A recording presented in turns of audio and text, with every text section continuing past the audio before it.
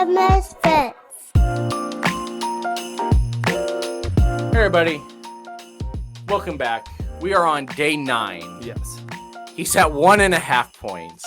Getting rougher. It's getting rough. 4 days left. There's till Christmas. There's one more verse in here that I think may be a little frustrating for you. we'll see how it goes. Go ahead and pull out what we've got. We'll see if it's today or not. All right, Matthew chapter 2. Matthew 2. This is the other Christmas story. We've been in Luke for a while. 2, yeah. Now we're in Matthew chapter 2. And what is the verses we've got? It says the whole chapter. All right, which I think it's a very short chapter.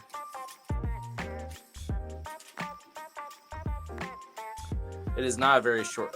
Okay, you can actually. We'll let you stop at verse 12. Okay. We'll let you stop at verse 12.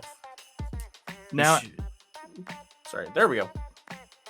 Now after Jesus was born in Bethlehem of Judea, in the days of Herod the king, behold, the wise men from the east of Jerusalem, saying, "Where is he who was born King of the Jews? For we saw the star when it rose, and have come to worship him." When Herod the king heard this, he was troubled, and all Jerusalem was with him, and assembled all the chief priests and scribes of the people. He inquired of them where the Christ was to be born. And they told him, "In Bethlehem of Judea, for so it is written by the prophet. And you, O Bethlehem, and the land of Judah, are by no means least among the rulers of Judah. For you shall come a ruler who will shepherd my people Israel." When Herod summoned the wise men secretly and ascertained from them what time the star had appeared, and they sent them to Bethlehem, saying, "Go and search diligently for the child. And when they found him, bring me word that I too may come and worship him." And after listening to the king, they went on their way. And behold, the star that had seen when it rose before them, until it came to rest over the place where the child was. When they saw the star, they rejoiced exceedingly with great joy. And going into the house, they saw the child with Mary, his mother, and they fell down and worshipped him there. Then, opening their treasures, they offered him gifts, gold and frankincense and myrrh. And being warned with a dream not to return to Herod, they departed to their own country by another way. So don't overthink this one. What psalm do we have here? Now I'm again. Don't overthink it. Well, now I'm overthink. second guessing myself on the title of the song. What are you thinking the title is? Because if there's two titles stuck in my head.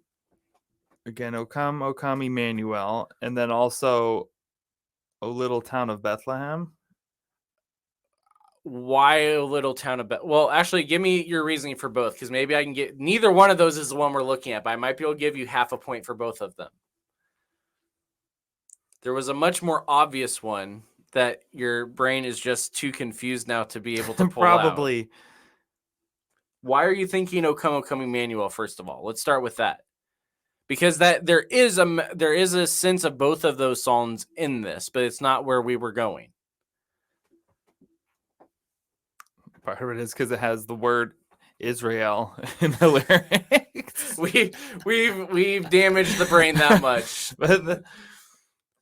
So that now I'm pulling that from 6. So O come, Emmanuel. The message of it is what? It's a waiting, the hope. It's a prophecy, right? Yeah. It's a prophecy. Why do the kings know? The wise men know what is about to happen, because there is a prophecy that's being fulfilled. So in a way, it's in there. It's not the right one. Why were you about to say "O little town of Bethlehem"? Because it's also sprinkled throughout here of where Jesus is being born. That's what the prophecy is, right? Yes. That he would be born in Bethlehem. That's what they figured out. But who is it that figured it out? Herod. Not Herod. Who followed the star? Oh, the wise men. The wise men. What's the song for the wise men? We Three Kings. We Three Kings, right? I was like, what is it? And this is one of those things where it's super complicated only because of the fact that Scripture doesn't necessarily call them kings. even though it's very likely that they had some kind of royalty type Mhm. lineage if they can afford the stuff that they brought. It also doesn't say there's 3 of them. It just says there's 3 gifts. Mm-hmm. But the message of the psalm is Matthew 2, right? Yes. They're from the east, Orient are. They're bearing gifts and they're traveling far over all the different terrains, and they're going to see the newborn king, right? Mm-hmm. That's what the psalm is. That's why, but like you said, what we forget is the fact that the reason that they saw the star was that they were looking for it. Mm-hmm. The reason that they knew what this must mean is that they were at least somewhat familiar with the prophecies as far as what was coming. Some of this, as a little spoiler alert and ad for the upcoming Bible study we're getting ready to do, some of this, people think that these magi, wise men, kings, whatever you want to call them, are coming from Babylon, Persia. Mm. Why would they know about Jewish prophecy if they're from Babylon and Persia? Could have been taught.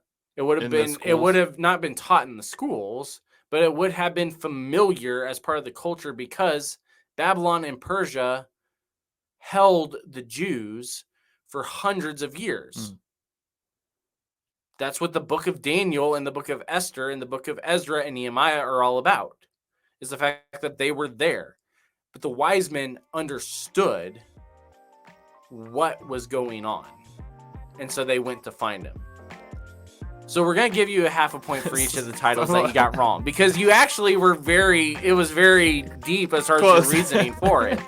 So we'll give you a full point, even though you missed the actual obvious one that I was trying to give you trying to softball lob it in. But you're up to 2 points. All right, we'll take a solid 2. We'll take the solid 2. We're going into tomorrow with 2 points. Yes. Going into day 10. We'll see how it goes. We will see you tomorrow. See you tomorrow.